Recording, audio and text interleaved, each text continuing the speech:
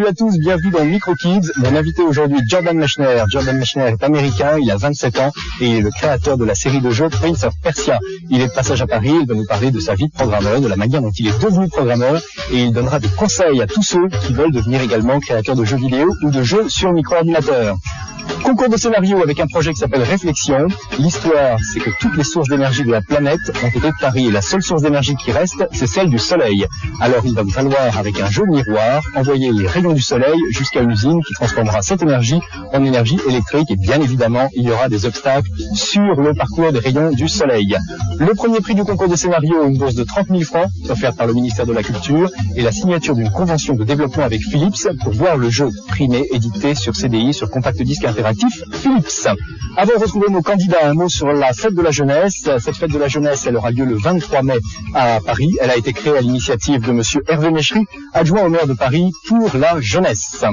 Alors cette fête de la jeunesse, elle va permettre à une centaine de troupes de théâtre, de danse, de musique et peut-être des gens qui font de la micro-informatique de présenter des spectacles dans une centaine de lieux différents. Pour toutes les informations sur cette fête de la jeunesse, un numéro de téléphone, le 42 76 24 24, le 42 76 24 24, par le 16 1 si vous habitez la province. Et tout de suite, je vous propose qu'on retrouve nos candidats qui vont s'affronter pour les 2 Mega Drive offerts par notre partenaire Micromania. Les deux équipes sont en place. Dans le module numéro 1, Christophe et Sylvia, ils viennent de Mitchdorf. Ouais. Dans l'équipe numéro 2, Emmanuel et Romain, ils viennent de Évry. Ouais. Sylvia et Emmanuel, êtes-vous prêts? Oui. Ouais. Les mains en l'air. 3, 2, 1, top, c'est parti. Nos candidats jouent pour la première fois sur le jeu Thunder Force 3 sur Mega Drive. Thunder Force 3, vous êtes probablement nombreux à le connaître. C'est un shoot 'em up, c'est-à-dire un jeu de tir. Vous êtes aux commandes d'un vaisseau qui doit affronter des hordes d'ennemis de toutes sortes, sans oublier bien sûr des adversaires plus gros et plus redoutables que les autres qui interviennent en milieu et en fin de parcours. Nos candidats vont jouer pendant toute la durée de l'émission sur ce jeu.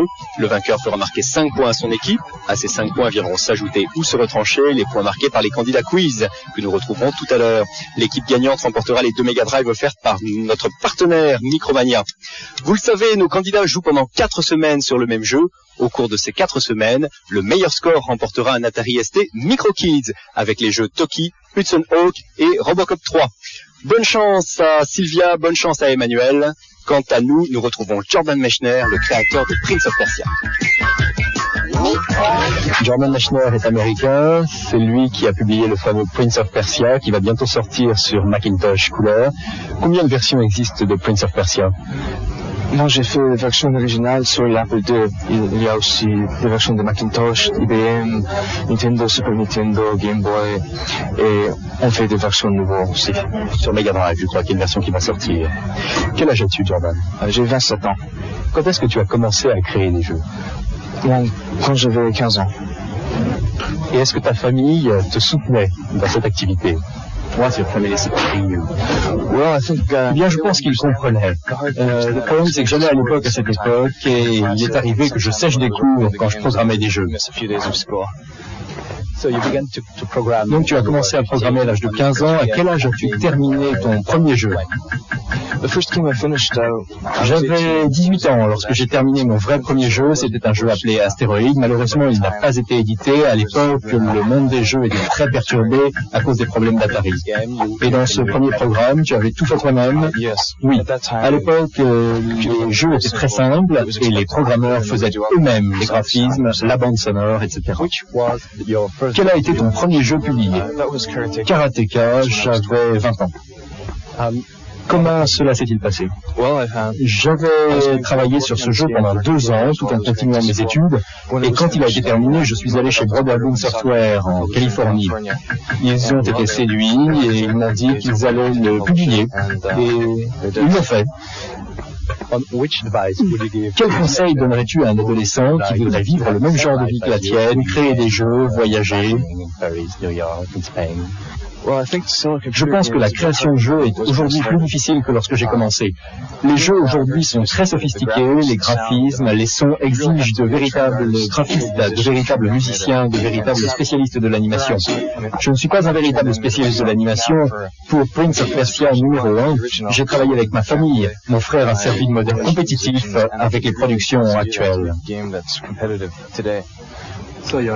Donc ton conseil est, entourez-vous d'amis.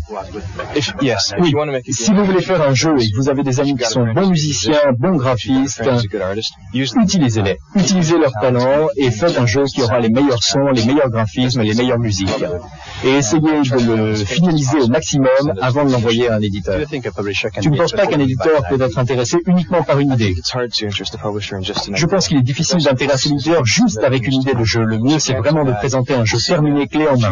Si ce n'est vraiment pas possible, proposez quelques écrans, un personnage animé, des exemples de sons, de graphismes, bref, les éléments qui permettront à l'éditeur de se faire une idée du futur jeu. C'est très dur d'intéresser un éditeur simplement avec une idée. Ton premier jeu a été publié quand tu avais 21 ans, tu en as 27, est-ce que tu gagnes beaucoup d'argent?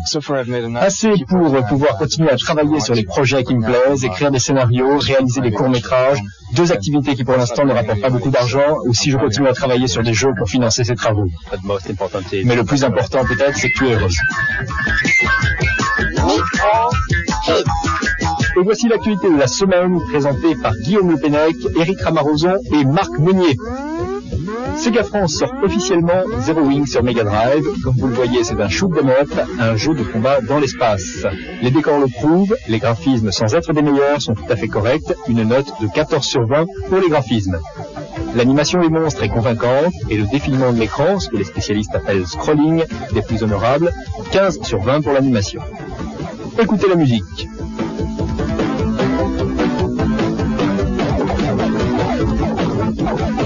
Et celle-ci.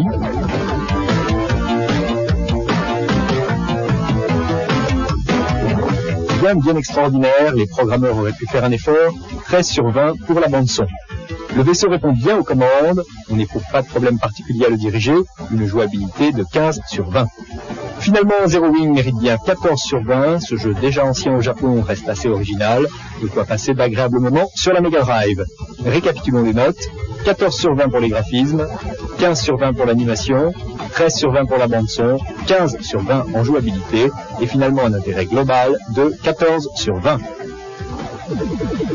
Après le fameux Parodius, Hudson Soft sort sur CD-ROM un nouveau pastiche, j'ai nommé Star Parodia, c'est un shoot 'em up.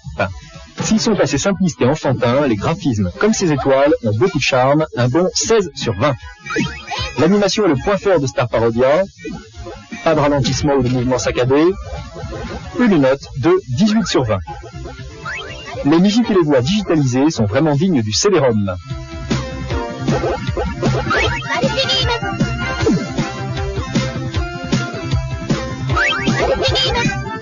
La bande-son mérite bien 17 sur 20. Le vaisseau répond rapidement aux commandes et il vous faudra beaucoup de dextérité pour survivre plus de 5 minutes, une jouabilité excellente de 18 sur 20. Star Parodia obtient en définitif 17 sur 20, la réalisation est excellente, bourrée d'humour et les capacités du CD-ROM sont bien exploitées, un jeu qui mérite largement le détour. Les notes, graphisme 16 sur 20, animation 18 sur 20, bande-son 17 sur 20, jouabilité 18 sur 20 et une note totale de 17 sur 20. SNK sort un nouveau jeu de combat sur Neo Geo, voici Mutation Nation. L'action à l'état pur est au rendez-vous. Regardez donc ces graffitis sur les murs et ces décors en arrière-plan. Que faire, sinon mettre 19 sur 20 au graphisme. Les personnages, que l'on nomme aussi sprites, sont bien animés et le défilement de l'écran est fluide et très rapide. 18 sur 20 pour l'animation. Écoutez ce son.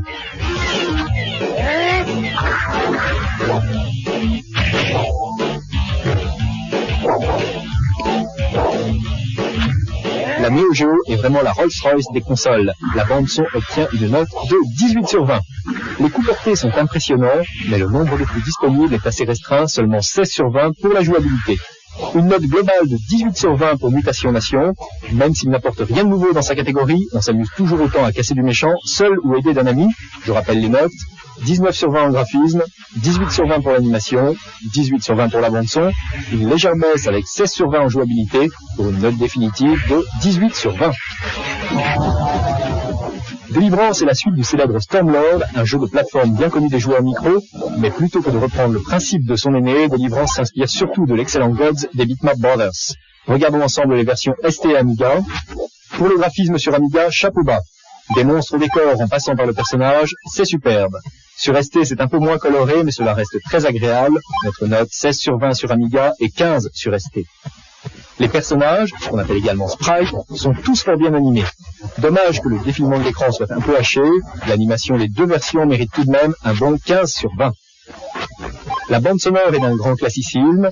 Bruit de coups et explosions ponctuent l'action. On écoute la version Amiga.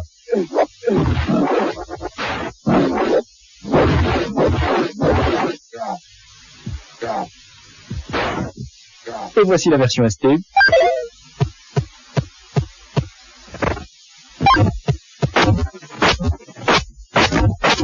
Notre note 12 sur 20 pour l'Amiga, 10 pour le ST. Stormlord, votre héros, répond bien aux commandes, mais vous aurez intérêt à utiliser un joystick aux diagonales facile à trouver, 14 sur 20 pour la jouabilité sur Amiga, aussi bien que sur ST. Finalement, Délivrance reçoit une note de 14 en intérêt sur les deux formats. C'est un bon jeu d'action qui plaira certainement aux amateurs de Stormlord et de Gods. Le rappel des notes, graphisme 16 sur Amiga, 15 sur ST, animation 15 pour les deux machines, bande sonore 12 sur Amiga, 10 sur ST, jouabilité 14 sur Amiga et sur ST, intérêt 14 également pour les deux versions. Et maintenant une nouvelle qui va ravir les fanats de Formule 1, Microprose vient de sortir la version ST de F1 Grand Prix, sa dernière simulation automobile. Le décor et les voitures sont très détaillés, les graphismes méritent bien 15 sur 20. L'animation est réaliste, mais paye malheureusement sa complexité par une relative lenteur, notre note 13 sur 20. Le son se compose essentiellement du bruit du moteur et du crissement des pneus.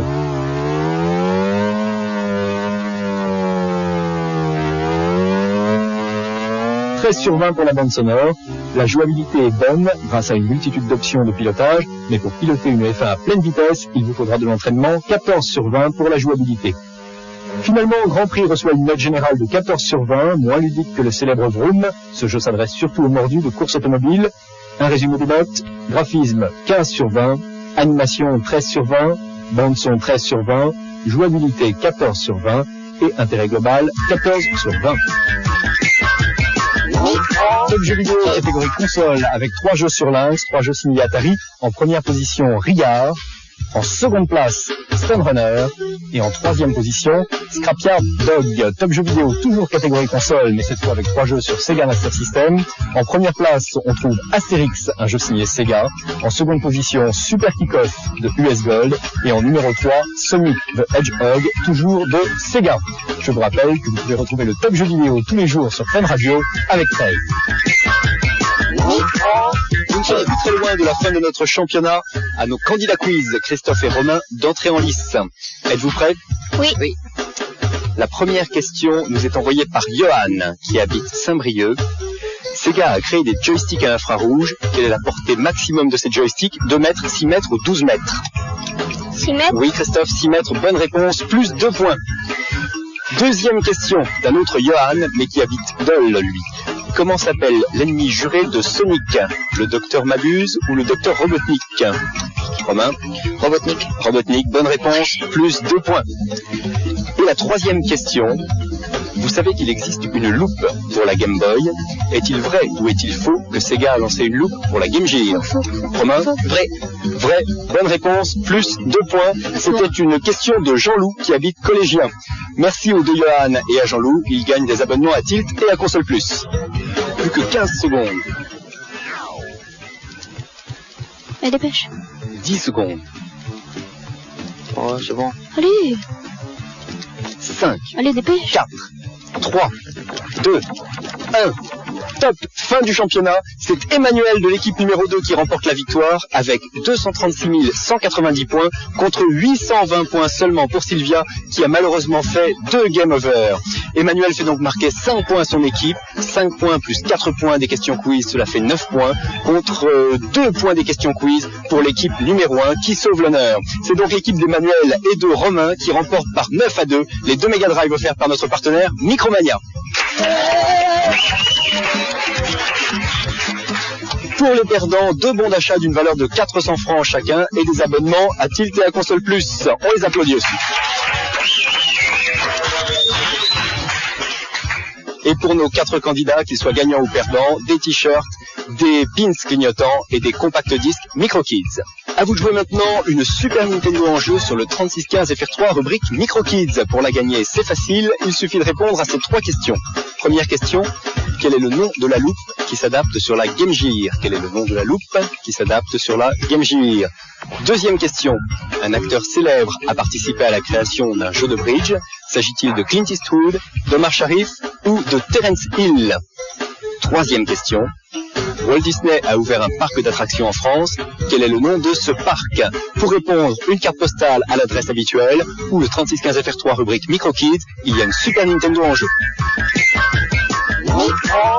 Notre Labo Test permet chaque semaine à plus de 20 joueurs de tester un jeu et cette semaine c'est Qbert sur Game Boy qui a été passé au banc d'essai. Et c'est Lionel qui nous présente les résultats du test. Alors d'abord Lionel, qu'est-ce qui se passe dans Qbert? C'est un petit bonhomme qui doit repeindre des cases en gris avec une vue en 3D. D'accord. Alors, la qualité graphique, quelle note? 12. Graphisme simple, on apprécie la 3D. En animation? 12,5. Des commentaires sur l'animation? Normal. Normal, pas terrible. Sans plus. La bande sonore? 10 sur 20. Une musique d'intro assez bien, marrante, mais les montages sont très stressants. Pour la jouabilité? 1 sur 20. Bien qu'il y ait la possibilité de choisir différentes options pour diriger le bonhomme, c'est assez dur à manier. Et finalement, l'intérêt global? 12,5 sur 20. Toi, tu as mis quelle note à ce jeu? 13 sur 20. Et tes commentaires? Il est amusant, mais la réalisation est bâclée. Merci Lionel, c'était donc le jeu Qbert sur Game Boy. Le tips de la semaine, il concerne le jeu El Viento de Wolf Team sur Mega Drive. Alors pour changer de tableau, au moment de votre choix, pressez Start pour vous mettre en mode pause, puis faites haut, gauche, droite, bas, et pressez le bouton B, hop, vous avez changé de tableau. Pour obtenir des pouvoirs magiques très puissants, répétez l'opération, Start pour la pause, haut, gauche, droite, bas, puis pressez C, appuyez de nouveau sur Start pour sortir du mode pause, et voilà le résultat. Enfin, si vous voulez voir l'action au ralenti, faites Start, puis haut, gauche, droite, bas et A. Sortez du mode pause avec Start, l'action est comme gelée, et votre héroïne est également gelée puisqu'elle ne se déplace que si vous appuyez sur les boutons. Merci à Arnaud Dermont pour ces tips. Le record de la semaine, il a été réalisé par Patrice qui habite Chambéry, et c'est un record qui a été établi sur le jeu Toki, un jeu d'océan sur ST. Patrice a atteint le dernier niveau avec un score de 112 030 points. Il me semble difficile de faire mieux. Bravo Arnaud, bravo Patrice, vous gagnez chacun une lynx. Avant de nous quitter, je vous rappelle que le compact disque MicroKids, le pins, les t-shirts sont disponibles sur le 3615 FR3, rubrique MicroKids. C'est également sur le 3615 que vous pourrez trouver des jeux, gagner des Mega Drive, des Super Nintendo avec tous nos partenaires. Mercredi prochain, MicroKids ne sera malheureusement pas diffusé. Il faudra attendre le dimanche suivant pour voir une émission consacrée aux démos. Les démos, on vous en montre des extraits toutes les semaines. Elles sont créées par des passionnés de programmation qui essayent de tirer le meilleur de leur machine et de proposer les plus beaux graphismes et les plus belles musiques. La semaine prochaine, je serai en compagnie de Vincent Péné qui appartient au groupe Overlanders. L'adresse de l'émission MicroKids Tilt Console Plus, 913 rue du Colonel Avia, 75 015 Paris. La démo de la semaine, elle s'appelle Yesterday, elle tourne sur Amiga, elle a été créée par le groupe Sanity, elle propose entre autres différents morceaux de musique d'excellente qualité. À la semaine prochaine, jouez bien, bye bye.